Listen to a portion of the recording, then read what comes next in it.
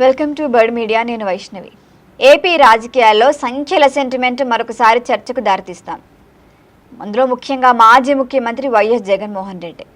ఆయన రాజకీయ ప్రయాణంలో చూస్తే 3 అనే సంఖ్య ప్రధాన చర్చ. ఆయన అధికారంలోకి వచ్చిన సమయంలో ఏపీకి రాజధానిని అందరూ చూస్తుంటే 3 రాజధానుల ప్రతిపాదనను ముందుకు తెచ్చారు. చట్టపరమైన అడ్డంకులు మరియు రాజకీయ పరిణామాల నేపథ్యంలో ఆ అంశాన్ని ఆయన ఖచ్చితంగా ముందుకు తీసుకెళ్లలేకపోయారు. ఆ నిర్ణయం కూడా రాజకీయ వేదికపై పెద్ద రచ్చ అయింది. అయితే ఆయన అక్కడితో ఆగలేదు. ఇప్పుడు 3 ప్రధాన నగరాలను అనుసంధానం చేసే అభివృద్ధి అంశాలపై కూడా చర్చ నడుస్తోంది. అయితే ఇప్పుడు అంతా అమరావతి అమరావతి అంటున్న నేపథ్యంలో కూడా ఆయన 3 నగరాలను కలుపుదామన్న విధంగా తీసుకొచ్చారు.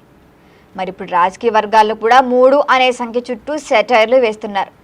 విమర్శకులు ఇది కేవలం యాదృచ్ఛికం కాదు, జగన్ రాజకీయ శైలిలో ఒక ప్రత్యేకతగా మారిందని కూడా అంటున్నారు. ఇంకా వ్యక్తిగత నివాసాల అంశం కూడా రాజకీయ చర్చకు దారితీసింది. అధికారంలో ఉన్నప్పుడు తాడేపల్లిలో నిర్మించుకున్న నివాసం ప్రధాన కేంద్రంగా ఉండేది జగన్కు.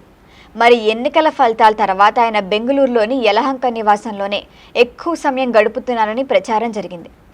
అలాగే ఇప్పుడు హైదరాబాద్లోని లోటస్ పాండ్ నివాసం కూడా తరచూ వార్తల్లోకి వస్తోంది.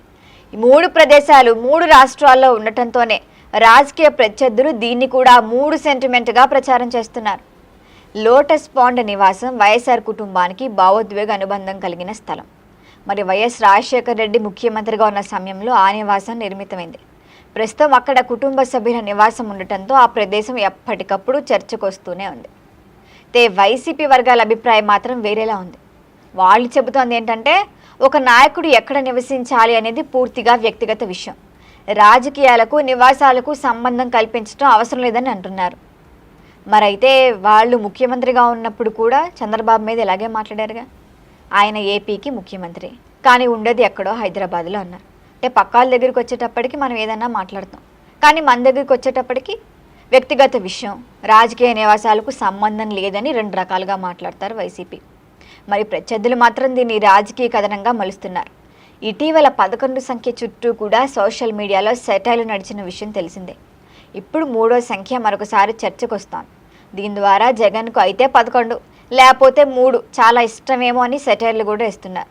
రాజకీయాల్లో సెంటిమెంట్లు, చిహ్నాలు, సంఖ్యలు కూడా ప్రచార ఆయుధాలుగా మారతాయనే దానికి ఇది గట్టి ఉదాహరణే. మొత్తానికి జగన్ రాజకీయ అడుగులు ఎటువైపు పడతాయన్నదే ఇప్పుడు ప్రధాన ప్రశ్న. 3 రాజధానుల ఆలోచన నుంచి 3 నగరాల అనుసంధానం వరకు, 3 నివాసాల చర్చ వరకు, ఈ 3 చుట్టూ జరుగుతున్న రాజకీయ వాతావరణం భవిష్యత్తులో ఏ మలుపు తీసుకుంటుందో చూడాలి. మరి ప్రతి అడుగు కూడా ఖచ్చితంగా పక్క వాళ్ళకి ఆయుధంగా మారుతుందనే విషయం మరొకసారి స్పష్టమైంది.